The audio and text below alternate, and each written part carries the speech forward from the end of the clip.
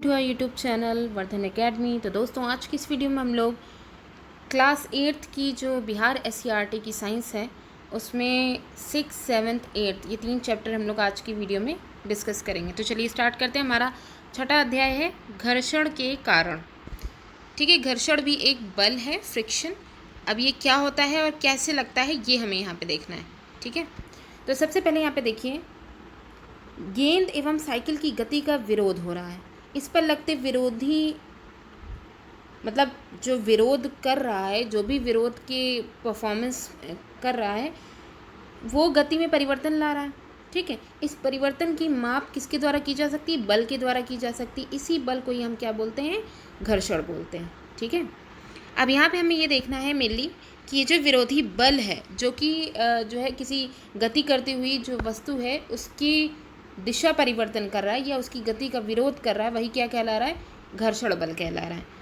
अब आगे देखते हैं कि ये घर्षण बल किस तरीके से लगता है। ठीक है, तो देखिए, इस प्रकार जब किसी एक वस्तु दूसरी वस्तु की सतह पर खिसकती है, जब कोई एक वस्तु दूसरी वस्तु की सतह पर खिसकती है तो प्रत्येक वस्तु द्वारा दूसरी वस्तु की सतह के समांतर घर्षण बल आरोपित होता है। जैसे मान लीजिए एक वस्तु है, इस तरीके से कोई एक वस्तु है वो दूसरी वस्तु की, उसकी भी सतह ऐसी ही है।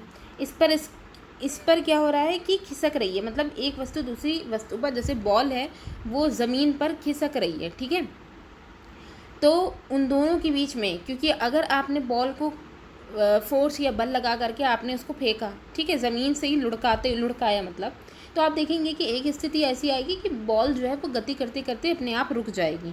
तो वही बोला जा रहा है कि दोनों वस्तुएं आपस में जब एक दूसरे की सतह पर जो है खिसकती हैं तो उनके समांतर एक घर्षण बल आरोपित होता है। प्रत्येक वस्तु पर घर्षण बल उसकी गति की विपरीत दिशा में होता है।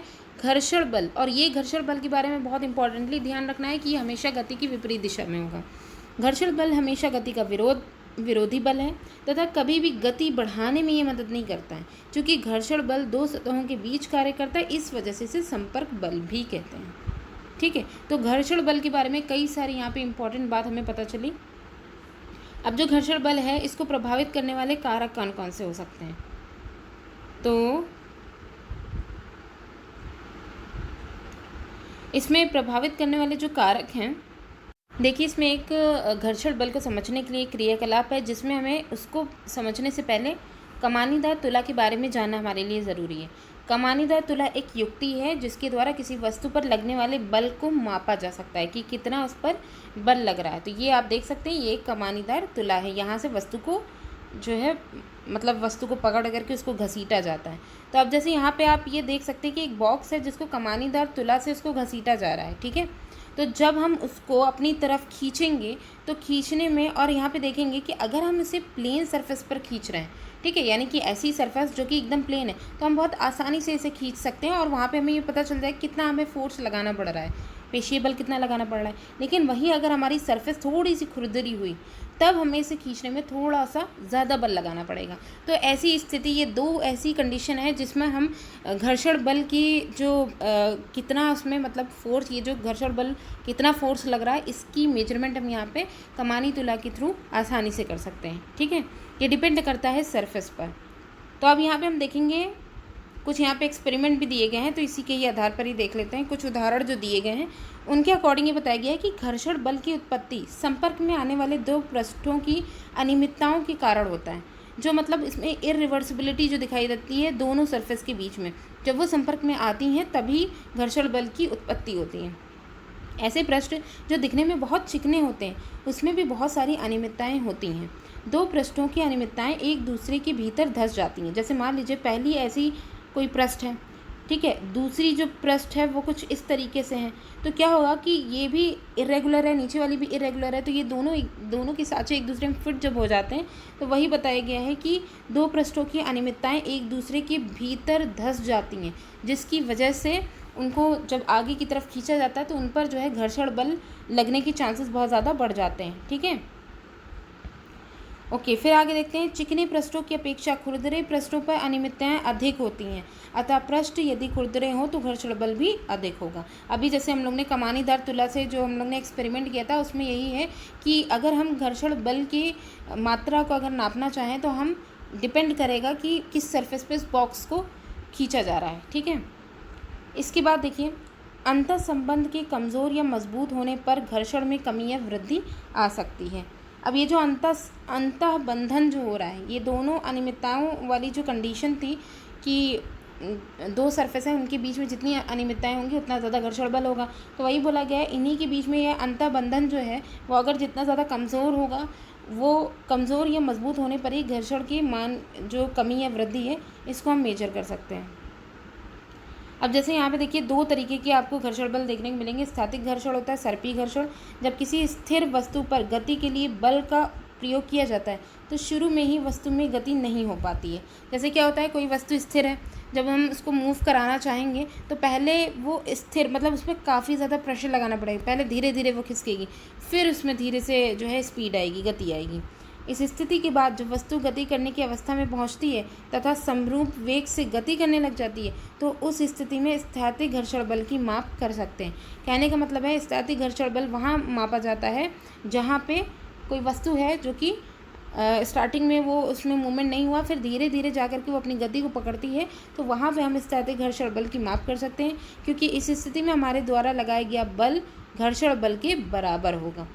ठीक है, इसके बाद देखेंगे, जब वस्तु किसी सतह पर त्वरित गति से सरकना आरंभ कर देती है, अब क्या है, वो त्वरित गति से सरकना वो आरंभ कर चुकी है, उस समय दोनों पृष्ठों के बीच कार्य करने वाले घर्षण बल को सर्पी घर्षण बल बोलते हैं। मतलब यहाँ पे स्थैतिक घर्षण बल क्या होता है, जब वस्तु स्थिर है और उसको गति के मूवमेंट में लाने के लिए स्टार्टिंग में वो तेज़ मूवमेंट नहीं होगा, लेकिन धीरे धीरे करके वो जो मूवमेंट की स्थिति में जब आने लग जाती है वहाँ पे हम स्थैतिक घर्षण बल को मापेंगे।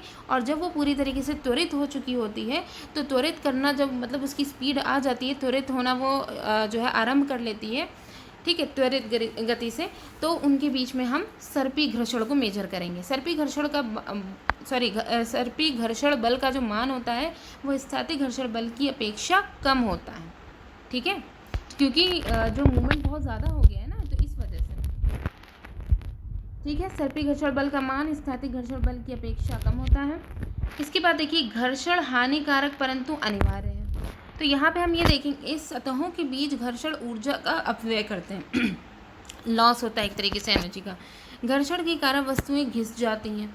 अब जैसे आपने कुछ जो कपड़े पहने हैं वो भी जो है घर्षण के कारण ही क्या होता है कि कुछ समय बाद वो भी घिस जाते हैं।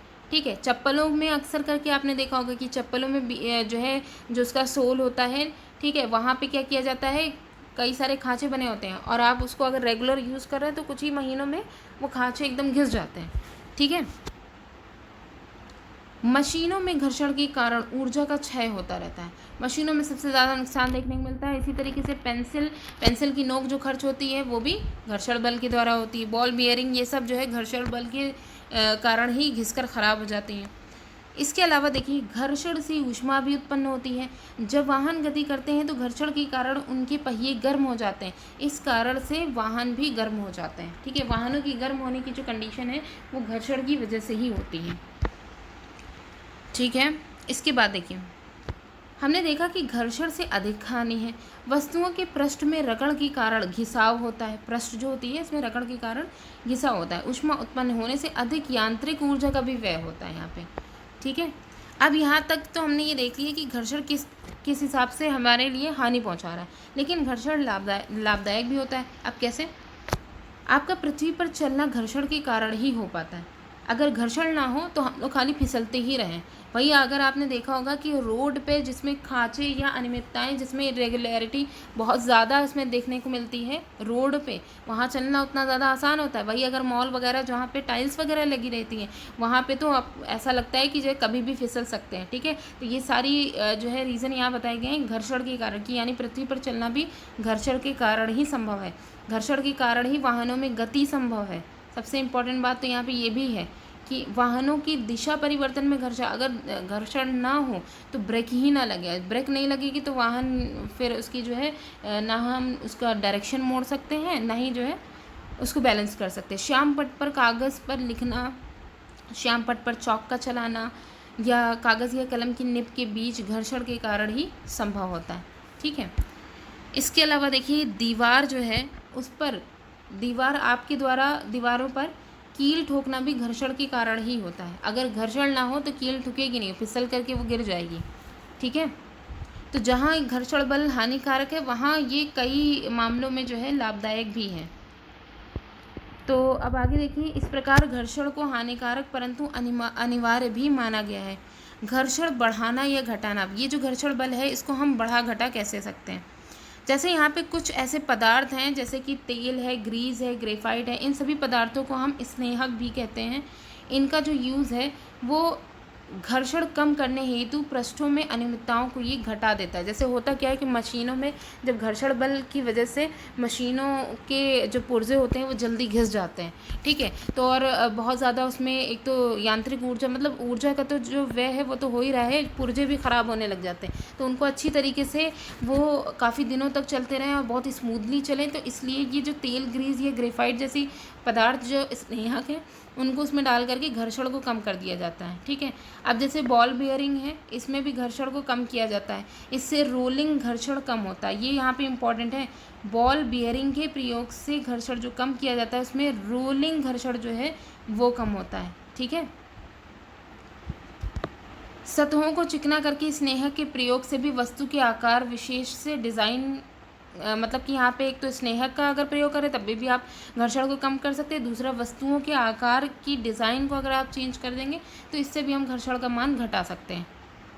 ठीक है, इसके बाद हम देखेंगे कि इस प्रकार हमने देखा कि घर्षण बल को आवश्यकता अनुसार बढ़ाया या घटाया जा सकता है।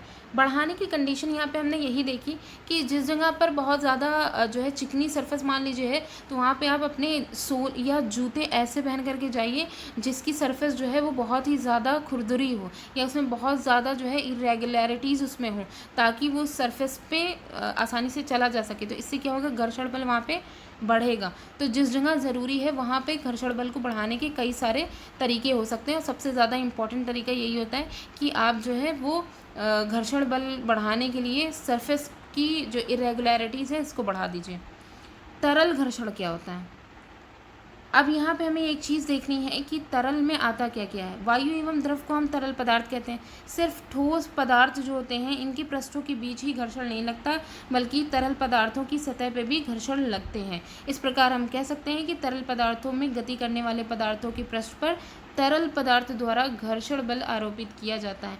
तरलों द्वारा लगाए गए घर्षण बल को हम कर्षण बोलते हैं। अभी यहाँ पे हम एग्जाम्पल देखेंगे क्योंकि यहाँ पे ये भी बहुत पूछा जाता है कि कर्षण किसे कहते हैं। तो तरल पदार्थ यानी कि द्रव और गैस, ठीक है, ये दोनों ही तरल पदार्थ में आते हैं, तो इनके द्वारा लगाया गया जो घर्षण बल है उसको हम कर्षण कहते हैं। विरल माध्यम की अपेक्षा सघन माध्यम में घर्षण बल का मान अधिक होता है। जितना ज़्यादा विरल माध्यम होगा, मतलब जो पार्टिकल है वो दूर दूर रहेंगे, वो उतना कम ही घर्षण बल लगाएंगे। ठीक है, और वही माध्यम जब बहुत ज़्यादा सघन होगा, पार्टिकल बहुत ज़्यादा होंगे, तो वो उतना ही घर्षण बल बढ़ेगा। और ये जो है वस्तु की आकृति और प्रकृति पर भी निर्भर करता है। तो ये चैप्टर हमारा यहाँ पे कंप्लीट हो जाता है। तो ये है हमारा चैप्टर 7, सूक्ष्म जीवों का संसार सूक्ष्मदर्शी द्वारा आँखों देखा। ठीक है, तो यहाँ पे हम सूक्ष्म जीवों का जो मेनली सूक्ष्म जीव होते क्या है, इनको कैसे देखा जा सकता है, ये सारी चीज़ें हम लोग सूक्ष्म जीव हानिकारक है, लाभदायक है, ये भी हम यहाँ पे देखेंगे। सबसे पहले यहाँ पे बहुत इंपॉर्टेंट बात यहाँ पे कही गई है, पहले जब बारिश होती है तो मिट्टी से क्या होती है, सौंधी सौंधी स्मेल आती है। ठीक है, तो ये जो खुशबू आती है ये किस वजह से आती है, मिट्टी में पाए जाने वाले जो असंख्य जीवाणु हैं उनकी ये खुशबू होती है। तो जब उन पर जो है बारिश की बूंदें पड़ती हैं तब ये फ्रेग्रेंस आती है। ठीक है, उसके बाद देखिए यहाँ पे सजीवों का एक ऐसा अद्भुत संसार भी है जिन्हें हम अपनी नंगी आँखों से नहीं देख सकते। ये अत्यंत सूक्ष्म होते हैं और ये असंख्य और अनगिनत ही होते हैं। तो ऐसे सूक्ष्म जीवों को हम एक जो है स्पेसिफिक यंत्र होता है जिसे हम सूक्ष्मदर्शी बोलते हैं, उनके द्वारा ही हम इनके जो है आकार और इनको हम देख सकते हैं मेनली। ठीक है, अब जैसे सूक्ष्म जीवों को आप ऐसे अंदाजे के तौर पर भी देख सकते हैं, जैसे रोटी, पावरोटी को आपने देखा होगा। इसमें उभरने वाली धब्बेदार संरचनाओं का अवलोकन आवर्धक लेंस या सूक्ष्मदर्शी की सहायता से कर सकते हैं। वास्तव में ये धब्बेदार संरचनाएं जो हैं वो सूक्ष्म जीव हैं। तो यहाँ पे दो तरीके के लेंस दिखाए गए हैं, एक है आवर्धक लेंस और एक है सूक्ष्मदर्शी। ठीक है, आवर्धक लेंस जो होते हैं वो बहुत ही महीन जो पार्टिकल होते हैं, जो हम लोग नॉर्मली ऐसे तो नहीं देख सकते, लेकिन आवर्धक लेंस जो होते हैं वो उनको जो है थोड़ा सा बड़ा साइज़ करके दिखा सकता है। लेकिन सूक्ष्मदर्शी जहाँ पर आवर्धक लेंस भी फेल हो जाता है, उससे भी महीन जो चीज़ होती है उसको देखने में ये मदद करते हैं। तो ये तो आपने देखा होगा कि ब्रेड में जब फफूंद वगैरह लग जाती है तो इनको हम ये जो यहाँ पे सूक्ष्मदर्शी हैं इनकी सहायता से देख सकते हैं। अब हम लोग माइक्रोस्कोप के बारे में बात करते हैं। सूक्ष्मदर्शी होता क्या है? सबसे पहले देखिए, सूक्ष्मदर्शी एक ऐसा यंत्र है जिसकी सहायता से हम सूक्ष्म जीव या वस्तु को उसकी वास्तविक आकार से कई गुना बड़ा करके देख सकते हैं। ठीक है, सूक्ष्मदर्शी किसी वस्तु या सूक्ष्म जीव का आकार सामान्यतः 25 से 400 गुना बड़ा करके दिखाता है। अब यहाँ पे सूक्ष्मदर्शी के जो कौन कौन से पार्ट हैं वो यहाँ पे दिखाए गए हैं कि सूक्ष्मदर्शी जो होता है इसमें क्या क्या चीज़ें होती हैं। ठीक है, तो सबसे पहले यहाँ पे देखिए, इसमें एक आई पीस होता है जहाँ से मेनली आँखों को यहाँ पे ही सेट किया जाता है, मतलब आँखों से यहाँ से देखा जाता है, आई पीस जिसे नेत्रिका बोलते हैं। ठीक है, और इसमें वस्तु लेंस, देखिए यहाँ पे आपको दो तरीके के लेंस देखने को मिलते हैं। एक होता है ऑब्जेक्टिव लेंस, ठीक है, ऊपर भी कंटेंट में हम दिखा दे रहे हैं। ठीक, यहाँ पे देखिए तीन, ये जो आई पीस है इसके नीचे अगर हम देखेंगे, इसको थोड़ा सा ऊपर भी कर देते हैं ताकि पिक्चर भी देखते जाएं, इसे भी समझ लें। ठीक है, तो देखिए ये जो नेत्रिका यानी कि जो आई पीस है, इससे नीचे की तरफ हम देखेंगे तो तीन हमें लेंस दिख रहे हैं। इसमें वस्तु लेंस यानी ऑब्जेक्टिव, ये तीनों लेंस जो है इनको क्या बोलते हैं? ऑब्जेक्टिव बोलते हैं या फिर वस्तु लेंस बोलते हैं। इनमें अलग अलग आवर्धन क्षमता की तीन लेंस, तीनों लेंस में आवर्धन क्षमताएं अलग अलग हैं। ठीक है, मतलब अलग अलग लेवल पर जो सूक्ष्म जीव हैं या जो भी चीज़ें हैं उनको जो है ये दिखा सकते हैं। ठीक है, कितनी भी बड़ी दिखाएं। वास्तव में किसी वस्तु का आकार नेत्रिका और वस्तु लेंस की लेंस क्षमता की गुणनफल के बराबर ही होता है। ठीक है, अब ये नेत्रिका के थ्रू हम ये जो ऑब्जेक्टिव्स हैं, इनके ऑब्जेक्टिव लेंस जो हैं इनके आधार पर ही हम किसी भी वस्तु के शेप को देख सकते हैं। अब इसके बाद हम देखेंगे कि इसी छिद्र के ऊपर कांच की स्लाइड रखते हैं। अब इसके बाद देखिए ये एक एक लेंस हम घुमा करके यहाँ पे रखेंगे, तो ये एक जो लेंस ये ऑब्जेक्टिव लेंस है, इसके नीचे आप देख रहे हैं यहाँ पे स्लाइड रखी जा रही है। ठीक है, तो इसी छिद्र के ऊपर कांच की स्लाइड रखते हैं। सबसे नीचे एक दर्पण लगा होता है और इसके नीचे आप देखेंगे एक यहाँ पे मिरर लगा हुआ है। ठीक, तो ये मिरर का क्या काम होता है? नीचे आप लाइट भी देख रहे हैं। ठीक है, अब ये जो मिरर होता है, ये लाइट जो पड़ रही है, प्रकाशपुंज जो पड़ रहा है, उसको ये जो छेद है जहाँ से देखा जा रहा है स्लाइड के अंदर, ठीक है, उसकी तरफ उसको प्रकाश को फोकस करता है। नेत्रिका तथा वस्तु लेंस को ऊपर नीचे कर्व व्यवस्थित करके ये यहाँ पे आप देखिए ये लाइट जब पड़ेगी, ठीक है, तो ये जो ऑब्जेक्टिव लेंस हैं इनको व्यवस्थित करना पड़ेगा कि क्लियर देखने के लिए। तो यहाँ पे एक कोर्स फोकस या फाइन फोकस, ये जो ये दो ऐसे चक्र टाइप की घुंडी टाइप की लगी रहती है, ये इनको सेट करने का काम करती हैं। ठीक है, तो ये था मतलब पूरा स्ट्रक्चर हो गया सूक्ष्मदर्शी का। इसके बाद देखिए डच वैज्ञानिक एंटोनी वॉन लेवनहॉक, इन्होंने पहला सूक्ष्मदर्शी सन 1668 में बनाया था। लगभग 200 वर्षों के बाद लुई पास्चर ने बताया कि किण्वन प्रक्रम सूक्ष्म जीव यीस्ट के कारण होता है। ये लुई पास्चर ने बताया था। इसके बाद देखिए सूक्ष्म जीवों का वर्गीकरण। नॉर्मली अगर हम देखें तो सूक्ष्म जीवों को व्यापक रूप से 4 मुख्य वर्गों में बांटा गया है। जीवाणु, बैक्टीरिया, प्रोटोजोआ, मतलब जीवाणु, प्रोटोजोआ, कवक, शैवाल। ठीक है, लेकिन इनके अतिरिक्त सूक्ष्म जीवों में कुछ और भी हैं जो अति सूक्ष्म, इन सूक्ष्म जीवों से और भी ज़्यादा सूक्ष्म होते हैं। इनको हम लोग विषाणु या वायरस कहते हैं। ठीक है, इनका भी एक वर्ग है। विषाणु अपनी संरचना एवं लक्षणों के कारण भिन्नता प्रदर्शित करते हैं, क्योंकि उनमें व्यवस्थित कोशिकीय संरचना का अभाव होता है। जैसे कोशिकीय संरचना आपको जीवाणु, प्रोटोजोआ वगैरह में दिखाई देंगी, वैसी इसमें नहीं दिखाई देंगी। अतः वे सजीवों से भिन्न प्रतीत होते हैं, लेकिन अनुकूल परिस्थितियों में वे अपने परपोषी के शरीर में वृद्धि, विकास और गुणन कर सकते हैं। जैसे होता क्या है वायरसों के बारे में यह है कि जब वो अनुकूल परिस्थितियाँ यानी कि जब वो अपने जो होस्ट होता है उसके शरीर में जैसे ही जाते हैं वहाँ पे उनको अनुकूल परिस्थितियाँ जैसी मिलती हैं वो अपना गुणन शुरू कर देते हैं, ठीक है। लेकिन वही अगर बाहर यानी इन्वायरमेंट में जब वो बॉडी के बाहर रहते हैं तो होस्ट की बॉडी के बाहर वो निर्जीव अवस्था में पहुंच जाते हैं, ठीक है, जहाँ पे हमें उनमें किसी भी तरीके का कोई गुणन वगैरह नहीं देखने को मिलता है। इसी वजह से ये अभी भी स्पष्ट नहीं हो पाया है कि जो वायरस है उनको किस वर्ग में रखा जाए, कि वो सजीव होते हैं या निर्जीव होते हैं। इसलिए कुछ वैज्ञानिकों का ये कहना है कि जो वायरस है वो सजीव और निर्जीव के बीच की कड़ी या फिर सीमा रेखा है, ठीक है। तो यहाँ पे देखिए कुछ जीवाणु दिखाए गए हैं, स्पाइरल छड़नुमा जीवाणु, शैवाल दिखाए गए, क्लेमाइडोमोनास, स्पाइरोगायरा, प्रोटोजोआ में अमीबा पैरामीशियम है, और कवक में राइजोपस है, पेनिसिलियम है, स्पर्जिलस है, ठीक। ये सब सूक्ष्म जीव थे। अच्छा, सूक्ष्म जीवों का निवास इंपॉर्टेंट है। सूक्ष्म जीव अत्यंत विषम पर्यावरण और प्रतिकूल परिस्थितियों में भी पाए जाते हैं, जैसे बर्फीली चट्टान, गर्म झरने, मरुस्थल, समुद्र की तली, दलदल, ये सभी जगहों पर ये पाए जाते हैं, ठीक है। कुछ परजीवी या सजीवी रूप में दूसरे जीवों पर भी निर्भर रहते हैं। अब जैसे अमीबा है, अमीबा जैसे सूक्ष्म जीव अकेले स्वतंत्र रूप से पाए जाते हैं, जबकि कुछ जीवाणु जैसे कवक है, मतलब जीवाणु है या फिर कवक, ये समूह या झुंड में रहते हैं, ठीक है। अमीबा फ्री रहता है, स्वतंत्र रूप में पाया जाता है। अब हम सूक्ष्म जीवों को यहाँ पे देखेंगे कि कुछ सूक्ष्म जीव कैसे मित्र और शत्रु हो सकते हैं। तो सबसे पहले मित्रवत जो सूक्ष्म जीव हैं उनके बारे में बात कर लें।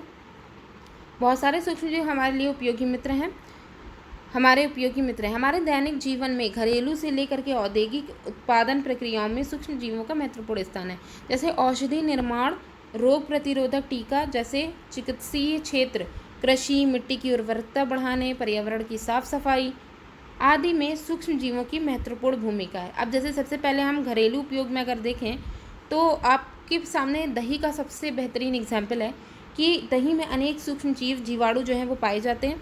दही में पाए जाने वाला एक प्रमुख जीवाणु लैक्टोबैसिलस होता है, जो दूध में तेज़ी से गुणन करके दूध को दही में बदल देता है। इसके अलावा जीवाणुओं की सक्रियता के कारण ही हम दूध से पनीर भी बना सकते हैं, ठीक है।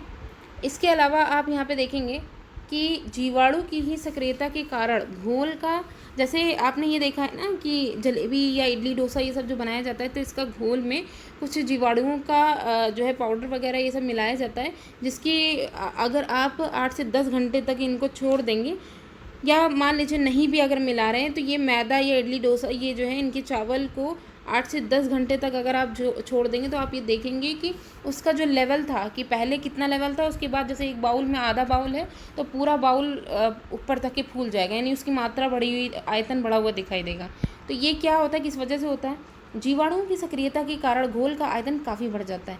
इससे जलेबी, इडली, डोसा आदि को स्वादिष्ट रूप से बनाना संभव हो पाता है। अब जैसे बेकरी उत्पाद जैसे पावरोटी, केक आदि में भी सूक्ष्म जीवों का उपयोग किया जाता है। क्योंकि यहाँ पे सूक्ष्म जीवों की बात हो रही है, इसलिए यहाँ पे कोई जो है मतलब ज़रूरी नहीं है कि सिर्फ जीवाणुओं की ही बात करी जाए, और भी सूक्ष्म जीव जो है इसमें इम्पॉर्टेंट रोल प्ले करेंगे। तो यहाँ पे आगे देखिए कौन है, यहाँ पे यीस्ट जो कि एक कवक वर्ग का सूक्ष्म जीव है।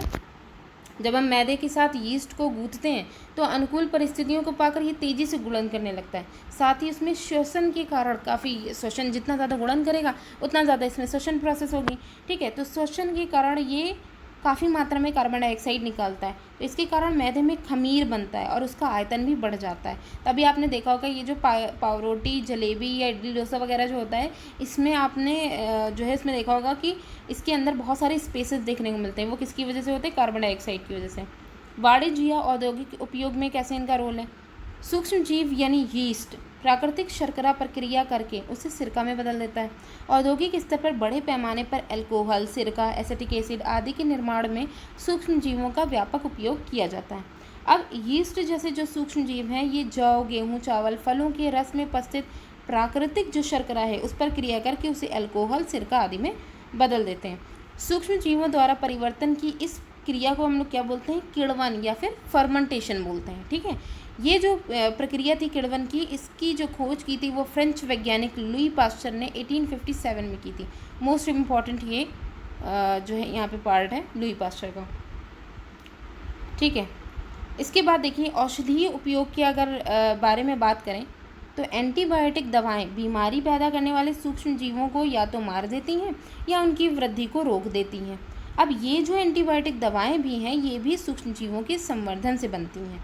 तो जैसे पेनिसिलिन है, स्ट्रेप्टोमाइसिन है, टेट्रासाइक्लिन है, एरिथ्रोमाइसिन है आदि कुछ ऐसी एंटीबायोटिक है जिनका निर्माण जीवाणु, कवक आदि के संवर्धन के द्वारा किया जाता है। अब आगे हम लोग एक बार देख लेते हैं कि कैसे ये जो पेनिसिलिन के जो खोज करता है वो कौन है, अलेक्जेंडर फ्लेमिंग। तो इन्होंने कैसे इसको जो है बनाया। तो पेनिसिलिन कह रहे हैं एंटीबायोटिक, ठीक है। तो सूक्ष्म जीवों से जो एंटीबायोटिक की जो खोज हुई इसमें अलेक्जेंडर फ्लेमिंग का बहुत इंपॉर्टेंट रोल है। इन्होंने सूक्ष्म जीवों को प्रयोगशाला में संवर्धन करके जीवाणु जनित रोगों से बचाव हेतु एक जो है एंटीबायोटिक का निर्माण किया। अब इन्होंने किया क्या कि जीवाणुओं की इन्होंने एक जगह देखा कि जो है मतलब एक एक्सपेरिमेंट ही कर रहे थे, तो वहाँ पे देखा कि जीवाणु की संख्या में वृद्धि नहीं हो पा रही है। तभी उनकी नज़र संवर्धन जो प्लेट है वहाँ पे लगे जो फफूंद के बीजाणु थे उन पर पड़े। यानी कि जिस जगह पे वो ये चेक कर रहे थे कि जीवाणु जो है वो किस तरीके से अपना गुणन कर रहे हैं और कितनी स्पीड में कर रहे हैं, तो वहीं पे ही पास में उन्होंने देखा जब उनकी संख्या में वृद्धि नहीं हो रही थी तो वहाँ पे उन्होंने कवकों के बीजाणुओं को देखा, ठीक है, फफूंद के। तो वहाँ पे जब उन्होंने गहन अवलोकन किया तो यहाँ पे इन्होंने देखा ये जो फफूंद है वो जीवाणु की वृद्धि को रोक रहे हैं। फफूंद बहुत सारे जीवाणुओं को नष्ट भी कर दे रहे हैं। तब उनको ये समझ में आया कि जीवाणुओं की जो संख्या है वो वहाँ पे क्यों नहीं बढ़ रही है, इसका रीज़न क्या है, फफूंद है। तो इस प्रकार उन्होंने जीवाणु रोधक फफूंद से ही पेनिसिलिन नामक एंटीबायोटिक दवा बनाई। तो यानी कह सकते हैं कि पेनिसिलिन क्या है, एक कवक है। अभी हम लोग ने ऊपर देखा भी था, ठीक है। यहाँ पे एक पिक्चर भी थी सूक्ष्म जीवों की जहाँ पे पिक्चर दिखाई जा रही थी, ये देखिए कवक की एग्जाम्पल में है ना पेनिसिलिन। ओके, तो ये चीज़ हो गई, ठीक है, कहानी इनकी कंप्लीट हो जाती है। अब इसके बाद एक चीज़ और यहाँ पे देखिए, अधिक मात्रा में एंटीबायोटिक का उपयोग हमारे शरीर के लिए हानिकारक भी है। यह हमारे शरीर में विशेषकर आहार नाल में पाए जाने वाले जो मित्र सूक्ष्म जीव होते हैं जो कि विटामिन B12 के उत्पादन में मदद करते हैं, इनको भी ये नष्ट कर देते हैं, ठीक है। और जिसकी वजह से हमारा शरीर और स्वास्थ्य दोनों ही प्रभावित हो जाते हैं। अब यहाँ पे फ़ायदेमंद अगर बैक्टीरिया भी नष्ट हो जाएंगे तो फिर तो नुकसानदायक है, ठीक। इसके अलावा यहाँ पे देखिए पोलियो एक विषाणु जनित रोग है। अब हम लोग विषाणु से होने वाले जो रोग हैं उनके बारे में भी जानें। इसके अलावा जो पोलियो है, पोलियो को आप पता ही है कि बचपन से ये जो है वैक्सीनेशन के तौर पर पोलियो की ड्रॉप पिलाई जाती है, ठीक है। तो इसमें क्या होता है, कुछ और भी जो सूक्ष्म जीवों से होने वाले जो विषाणुओं से वायरस से होने वाले जो रोग हैं उनमें कौन कौन से, चेचक है, क्षय है, हैज़ा है, हेपेटाइटिस आदि, ठीक है, ये सूक्ष्म जीवों से होने वाले रोग हैं। इन बीमारियों से बचाव के लिए संबंधित रोग का टीका या फिर वैक्सीन दिया जाता है। ये टीका या वैक्सीन भी सूक्ष्म जीवों से ही बनाए जाते हैं। अब ये जो वैक्सीन वगैरह है ये भी किससे, सूक्ष्म जीवों से ही बनाए जाते हैं। तो यहाँ पे देखिए चेचक के टीके की जो खोज है वो 1798 में एडवर्ड जेनर ने की थी। बहुत पूछा जाता है ये। वैक्सीन कैसी बनी, वैक्सीन को यहाँ पे देख लेते हैं। वैक्सीन में रोग के कारक सूक्ष्म जीव को कमज़ोर बनाकर सूक्ष्म मात्रा में शरीर में डाला जाता है। ये इतना कमज़ोर होता है कि रोग उत्पन्न नहीं कर सकता। जैसे होता ये है कि वैक्सीन का मतलब क्या होता है, अभी जैसे कोरोना की वैक्सीन आई थी तो कोरोना में कोई अलग से कुछ चीज़ थोड़ी डाली गई थी। कोरोना का ही जो है मतलब यहाँ पे सूक्ष्म जीव जो हैं उन्हीं को ही कोरोना के जो वायरस थे, तो यहाँ पे देखिए कोरोना वायरस की ही जो बहुत ही ज़्यादा कमज़ोर, पहले तो उन वायरसों को ही लेकर के इनको बहुत ज़्यादा कमज़ोर किया गया, फिर इनकी बहुत छोटी सी मात्रा किसी स्वस्थ जो मनुष्य था जिसको जो है कोरोना की मतलब डिजीज़ नहीं हुई थी उसके शरीर में डाल दिया गया। तो बॉडी की जो हमारी बॉडी में ही ऑटो इम्यून जो सिस्टम होता है, हमारी बॉडी का जो प्रतिरोधी तंत्र होता है वो उसके विरुद्ध तुरंत क्या बना देगा, प्रतिरोधी पदार्थ को बना लेता है, ठीक है। यही प्रतिरोधी पदार्थ जो होते हैं वो हमारे शरीर में लंबे समय तक रहते हैं और जब इस तरीके के सूक्ष्म जीवों का आक्रमण हमारे शरीर पर भविष्य में होता है तो उसके संक्रमण से हम लोग बच जाते हैं, ठीक है। तो इस तरीके से ही वैक्सीनेशन कराई जाती है। अब कृषि में सूक्ष्म जीवों का क्या रोल है, तो जैसे यहाँ पे देखिए कुछ जीवाणु जैसे नीले हरे शैवाल वायुमंडलीय, अब जैसे हम लोग जानते हैं कि वायुमंडलीय नाइट्रोजन जो होती है बहुत ज़्यादा मात्रा में वायुमंडल में पाई जाती है, लेकिन जो पेड़ पौधे होते हैं वो उनको डायरेक्टली यूज़ नहीं कर पाते हैं।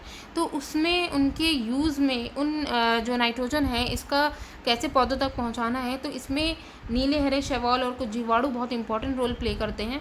तो ये वायुमंडलीय नाइट्रोजन का स्थिरीकरण यानी नाइट्रोजन फिक्सेशन करके मिट्टी की उर्वरकता को बढ़ाते हैं और नाइट्रोजन को पेड़ पौधों के उपयोग के लायक बनाते हैं।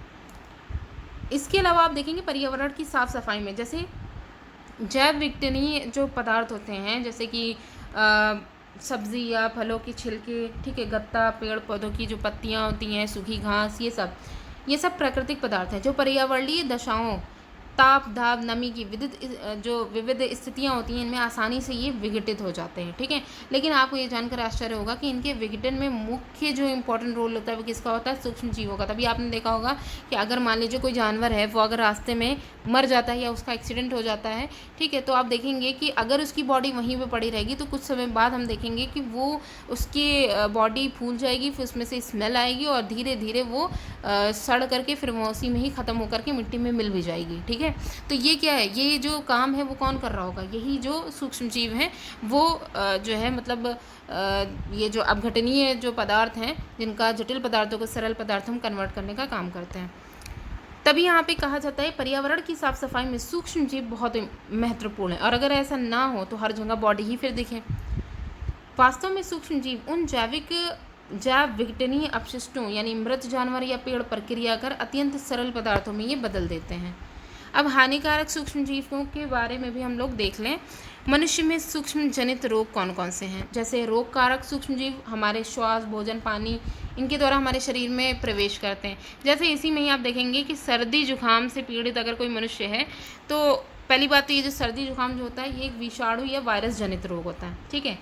तो जल, वायु, भोजन, वस्त्र या शारीरिक संपर्क के फलस्वरूप एक संक्रमित व्यक्ति से दूसरे स्वस्थ व्यक्ति तक सूक्ष्म जीवों के फैलाव के कारण होने वाले रोग को संचरणीय रोग कहते हैं। अगर आप देखें तो ये जो सर्दी जुकाम होता है इसमें आपने देखा होगा जिसको भी ये चीज़ हो जाती है वो क्या होता है कि अगर उसकी छींक भी आ रही है, ठीक है, और उसके पास रुमाल वगैरह नहीं है और वो किसी स्वस्थ पर्सन के पास अगर जाएगा तो उसमें जो लिक्विड है उसके साथ साथ मतलब लिक्विड तो निकलेगा ही, उसके साथ साथ कई मात्रा में जो है वायरस भी निकलेंगे, ठीक है, और वो जो है हवा में फैल करके जो स्वस्थ पर्सन है उसको भी संक्रमित कर देंगे। तो इस तरीके के रोग जो कि जल, वायु, भोजन, वस्त्र या शारीरिक संपर्क से एक स्वस्थ व्यक्ति से या एक व्यक्ति से दूसरे व्यक्ति में संचरण जिनका होता है, ऐसे रोगों को हम संचरणीय रोग बोलते हैं।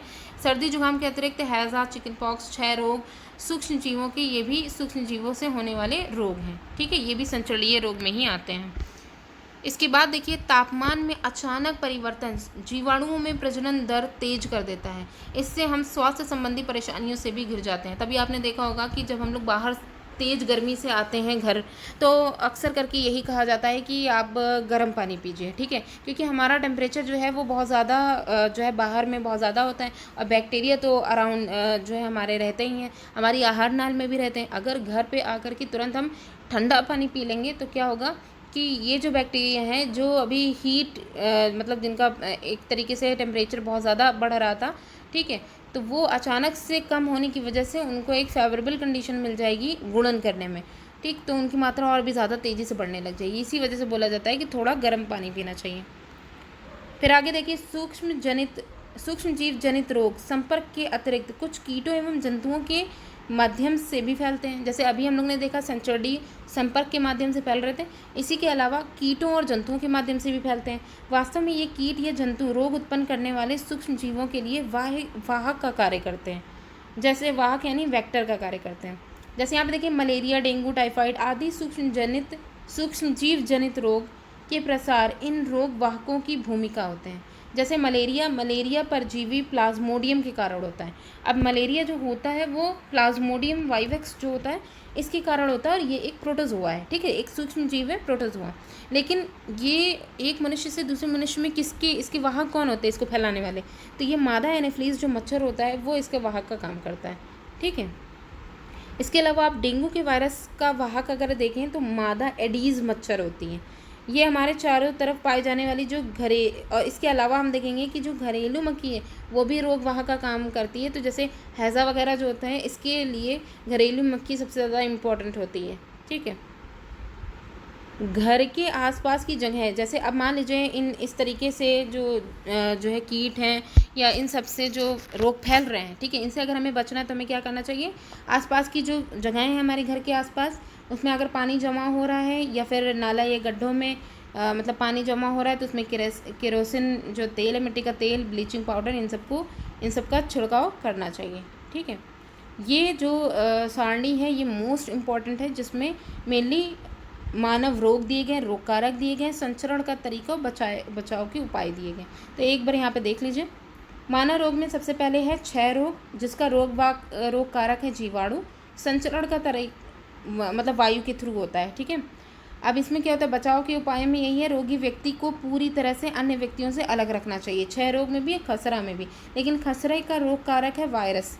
ठीक है, और ये भी वायु से ही इसका संचरण होता है। चिकन पॉक्स जो होता है ये भी वायरस से होता है, लेकिन इसका जो संचरण का तरीका है वो वायु और सीधा संपर्क दोनों से होता है। अब इसमें रोगी की व्यक्तिगत वस्तुओं को अलग कर देना चाहिए चिकन पॉक्स अगर हुआ है। पोलियो की अगर बात करें तो ये भी वायरस से होता है। इसके जो है संचरण का जो माध्यम है वो वायु और जल दोनों है। तो इसमें मेनली पोलियो में उचित समय पर टीकाकरण होना चाहिए। इसके बाद देखिए हैज़ा या टाइफाइड, ये जीवाणुओं से होता है, हैज़ा टाइफाइड दोनों ही, और इनके संचरण का माध्यम जल भोजन। ठीक है, जल भोजन है। अगर बचाव के तरीके देखे जाएँ तो व्यक्तिगत स्वच्छता और अच्छी आदतों को अपनाना, जैसे खाने की चीज़ों को जो है ढक कर के रखना, और बाहर की जो चीज़ें हैं जैसे फास्ट फूड जो हम लोग खाने चले जाते हैं बाहर, तो उनसे बचना चाहिए। ठीक है, पकाए भोजन या उबला पेयजल, इन सबको जो है पीना चाहिए, और ख़ासकर टीकाकरण कराना चाहिए। ठीक है, इसके अलावा देखिए हेपेटाइटिस ए, ये वायरस से होने वाला है। इसका जो संचरण माध्यम है वो जल है। उपाय का यही है कि उबले हुए पेयजल का उपयोग और टीकाकरण कराइए। मलेरिया, ये प्रोटोजोआ से होता है, मच्छर वाहक है इसका। मच्छरदानी का प्रयोग करिए, और जो गड्ढे में जहाँ पे पानी है, जहाँ मच्छर पल रहे हैं, वहाँ पे ये केरोसिन और कीटनाशक का यूज़ करिए। पौधे और जंतुओं में भी रोग कारक सूक्ष्म जीव होते हैं, मतलब सूक्ष्म जीवों की वजह से रोग उत्पन्न होते हैं। जैसे गेहूँ है, गेहूँ, चावल, आलू, गन्ना, संतरा, सेब, नींबू, टमाटर। ठीक है, इन सब में ये जो पौधे हैं इनमें भी सूक्ष्म जीवों के कारण रोग उत्पन्न होते हैं। अब जैसे यहाँ पे देखिए कुछ दिए गए हैं। पादप में रोग है गेहूँ का रस्ट रोग, इसका सूक्ष्म जीव है वो कवक के द्वारा होता है। संचरण का तरीका वायु एवं बीज के थ्रू होता है। नींबू का कैंसर रोग, ठीक है, ये जीवाणु की वजह से होता है, और संचरण का तरीका ये वायु है। भिंडी में पीत रोग जो होता है ये वायरस की वजह से होता है, और ये जो है मतलब संचरण का तरीका जो है वो कीट है। ठीक है, इसके अलावा देखिए सूक्ष्म जीवों द्वारा जंतुओं में उत्पन्न होने वाला सबसे भयानक जो रोग है वो उसको बोलते हैं एंथ्रैक्स। ये जीवाणुओं द्वारा होता है। एंथ्रैक्स किसके द्वारा फैलता है? जीवाणुओं के द्वारा होता है ये। रॉबर्ट कोच, मोस्ट इम्पॉर्टेंट यहाँ पे ये पार्ट है। रॉबर्ट कोच नामक वैज्ञानिक ने 1976 में इस बीमारी के कारक यानी जीवाणु बैसिलस एंथ्रेसिस की खोज की थी। इसके अतिरिक्त होता क्या है इसमें, गाय में खुर तथा मुंहपका रोग विषाणु के कारण होता है। अभी जो एंथ्रेक्स है ये जंतुओं में पाया जाता है। ठीक है, और किसने इसकी खोज करी ये सब हो गया। इसके अलावा कुछ जंतु जैसे गाय हैं उनके खुर और मुंहपका रोग जो होता है ये भी विषाणुओं के द्वारा ही होता है। अब खाद्य विषाक्तता यानी फूड पॉइजनिंग जो है ये कैसे होती है, इसमें क्या मतलब क्या इम्पोर्टेंट है, कैसे बचा जा सकता है। ठीक है, तो भोजन जो खराब भोजन होता है उसको ग्रहण करने पर ही जब हमें उल्टी, डायरिया आदि के शिकार जब हो जाते हैं खराब भोजन खाने से, तो वास्तव में यही स्थिति किसकी आती है, खाद्य विषाक्तता यानी फूड पॉइजनिंग की आती है। खाद्य पदार्थों का यह संदूषण सूक्ष्म जीवों के कारण होता है। अब इस तरीके का संदूषण मतलब खराब होने की जो कंडीशन है वो सूक्ष्म जीवों की वजह से होती है। सूक्ष्म जीव खाद्य सामग्री में विषैले पदार्थ उत्पन्न करते हैं, इससे भोजन विषाक्त हो जाता है, जहरीला हो जाता है। अब खाद्य परिरक्षण आप कैसे करेंगे, प्रिजर्वेशन यहाँ पे करनी है। तो सबसे पहली यहाँ पे प्रोसेस है निर्जलीकरण की। इसमें क्या करना है, जैसे सब्ज़ी वगैरह हैं, अब जैसे कुछ घरों में एक साथ कई वैरायटी की सब्जियां आ जाती हैं, तो क्या होता है कि अब एक ही बार में तो बन नहीं जाएंगी, तो इनको सेफ़ रखने के लिए क्या करते हैं फैमिली मेम्बर, सब्जियों को धूप में पहले धुल लें, उसके बाद धूप में सुखाने पर उनमें जल या नमी की मात्रा अत्यंत कम हो जाती है। फिर ऐसी स्थिति में जो सूक्ष्म जीवों को बढ़ने का मौका नहीं मिलता है। इससे सब्जियां लंबे समय तक सुरक्षित और व्यवहार योग्य रहती हैं। ठीक है, इसके अलावा रासायनिक तरीका क्या हो सकता है, इस तरीके में कुछ रासायनिक खाद्य परिरक्षकों का उपयोग किया जाता है। जैसे नमक और खाद्य तेल सूक्ष्म जीवों की वृद्धि को रोकते हैं, ऐसे पदार्थों को परिरक्षक कहते हैं। यही नमक और जो कि खाद्य तेल है ये परिरक्षक के फॉर्म में पाए जाते हैं। अब जैसे जैम, जेली बनाने में सोडियम बेंजोएट, सोडियम मेटाबाइसल्फाइट आदि ये सब रासायनिक खाद्य परिरक्षक का उपयोग, रासायनिक खाद्य परिरक्षक है। और इसे जैम जेली लंबे समय तक संदूषित होने से बचे रहते हैं। ठीक, इसके अलावा देखिए नमक और चीनी का ये जो परिरक्षक की तरह कैसे काम करते हैं। तो आपने देखा होगा कि मांस और मछली को अगर हमें परिरक्षण इनका करना है, ठीक है, तो इसके लिए नमक सबसे ज़्यादा इंपॉर्टेंटली यूज़ किया जाता है। नमक का उपयोग आम, आंवला, इमली आदि के परिरक्षण हेतु भी किया जाता है। तभी आपने देखा होगा कि जो है इमली, खासकर इमली को, आम को सुखा करके मतलब आम को जो उसकी स्लाइसेस हैं उनको सुखा करके उसमें अगर हम नमक लगा करके उसको रखेंगे तो हम कई दिनों तक के एज अ खटाई के फॉर्म में भी हम उसको यूज़ कर सकते हैं। ठीक है, इसके अलावा आप देखिए चीनी का क्या इंपॉर्टेंट रोल है। चीनी के प्रयोग से भी खाद्य पदार्थों की जो नमी है उसमें कमी आती है। इससे संदूषण करने वाले जो जीवाणु हैं या सूक्ष्म जीव जो हैं इनकी वृद्धि को रोका जा सकता है। जैम, जेली, स्क्वैश आदि का परिरक्षण चीनी के द्वारा ही किया जाता है। ठीक, इसके अलावा देखिए तेल एवं सिरके द्वारा परिरक्षण कैसे होगा। तेल और सिरके का प्रयोग सब्जियों, फलों, मछली तथा मांस के परिरक्षण में होता है। ठीक, अब अचार वगैरह आप देख ही सकते हैं, अचार में जितना ज़्यादा तेल रहता है उतना ही ज़्यादा अचार जो है, अचार मतलब तेल में डूबे हुए अगर आम होंगे तो वो जो है उसमें फफूंद या कोई भी सूक्ष्म जीव उसमें इसको संदूषित नहीं कर पाएगा। ठीक है, इसके अलावा गर्म तथा ठंडा करके, तो इसमें एक बहुत इम्पॉर्टेंट आपने देखा होगा कि जो दूध का जो पाश्चुरीकरण एक तरीके से किया जाता है, जैसे यहाँ पे उबालने या गर्म करने पर भी सूक्ष्म जीव नष्ट हो जाते हैं। ठीक है, तो कुछ सब्ज़ी वगैरह जो होती हैं इनको रेफ्रिजरेटर में रखा जाता है। फ्रिज का निम्न ताप सूक्ष्म जीवों की वृद्धि को रोकता है। यहाँ पे फ्रिज का किस तरीके से रोल है कि यानी कि यहाँ पे हमने ये देखा अगर टेम्परेचर लो है तभी भी हम सूक्ष्म जीवों की वृद्धि को रोक सकते हैं। टेम्परेचर बहुत ज़्यादा हाई है तभी भी हम सूक्ष्म जीवों को डायरेक्टली नष्ट कर सकते हैं। ठीक है, तो इससे हम जो भी हमारा भोजन भी है और जो सब्जियाँ वगैरह उनको बचा सकते हैं। पाश्चुरीकरण की जो भी बात हो रही थी उसको यहाँ पे देख लेते हैं एक बार। पाश्चुरीकरण क्या होता है। दूध को सूक्ष्म जीवों से मुक्त करने की प्रक्रिया है ये। ठीक, इस प्रक्रिया में दूध को 70 डिग्री सेल्सियस पर 15 से 30 सेकंड के लिए गर्म किया जाता है। फिर गर्म दूध को शीघ्रता यानी तुरंत ही ठंडा करके भंडारित कर लिया जाता है। अब ठंडा करने के लिए आप बर्फ़ के पानी में रखिए, जो भी तुरंत आपको करना है। ठीक है, ऐसा करने से दूध में उपस्थित जो सूक्ष्म जीव हैं वो नष्ट हो जाते हैं तथा दूध सुरक्षित हो जाता है। इस प्रक्रिया की खोज किसने की थी। फ्रेंच वैज्ञानिक लुई पास्चर ने करी थी पाश्चुरीकरण की खोज। ठीक है, और साथ ही उन्हीं के नाम पे ही इसका जो नाम है पाश्चुरीकरण, पाश्चराइजेशन, उन्हीं के नाम पे ही पड़ा है। भंडारण और पैकिंग, वही जब इतना सब कुछ कर लिया तो इसके बाद आप जो है भंडारण और पैकिंग करते समय में वायुरोधी और सील बंद जो डब्बे हैं उनका यूज़ करिए। ठीक है,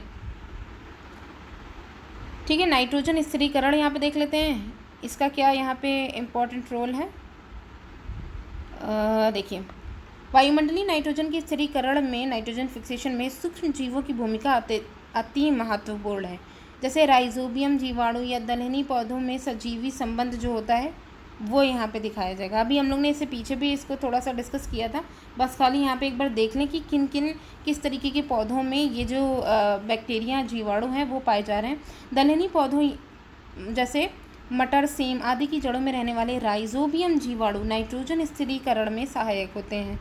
कभी लेकिन ये जो नाइट्रोजन फिक्सेशन है वो इनके अलावा तड़ित विद्युत द्वारा भी, जो बिजली कड़कती है उसके द्वारा भी नाइट्रोजन का फिक्सेशन होता है। नाइट्रोजन स्थिरीकरण और वायुमंडल में नाइट्रोजन की पुनः पूर्ति की प्रक्रिया अनवरत रूप से चलती रहती है। नाइट्रोजन फिक्सेशन भी हो रहा है जो कि पौधों तक पहुंचाया जा रहा है यौगिकों के रूप में। ठीक है, इसके अलावा उनको वापस से भी नाइट्रोजन के जो तत्व के फॉर्म में वापस से पर्यावरण वायुमंडल में इनको फिर से रिलीज़ किया जा रहा है। तो ये जो प्रक्रिया है ये लगातार चलती रहती है जिससे वायुमंडल में नाइट्रोजन की मात्रा स्थिर रहती है। वास्तव में ये एक चक्रीय प्रक्रिया है। अब नाइट्रोजन चक्र है उसे यहाँ पे देखना इम्पोर्टेंट है।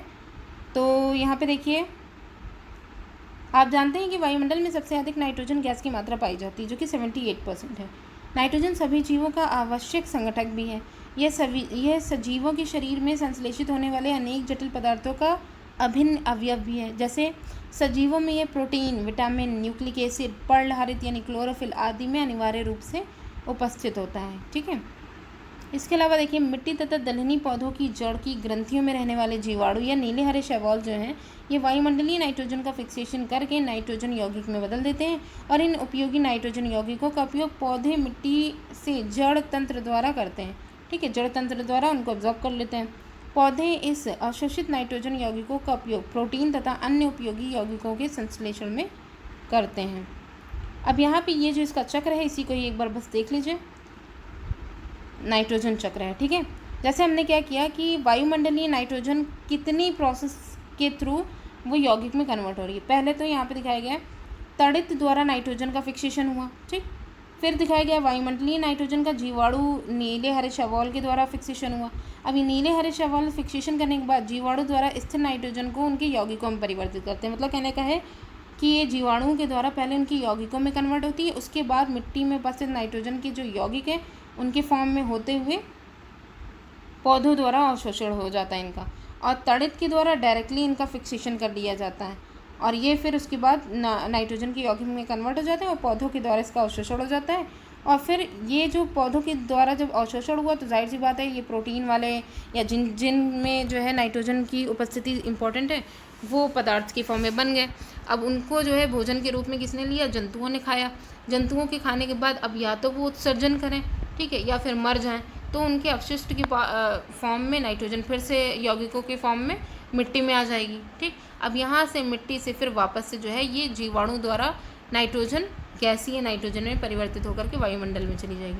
यानी कहने का मतलब है ये जो पौधों से होने वाली प्रोसेस इसके द्वारा भी मिट्टी में आएगी, और यहाँ से भी डायरेक्ट जो मिट्टी में आएगी वहाँ से भी वो डायरेक्टली वायुमंडल में जा सकती है।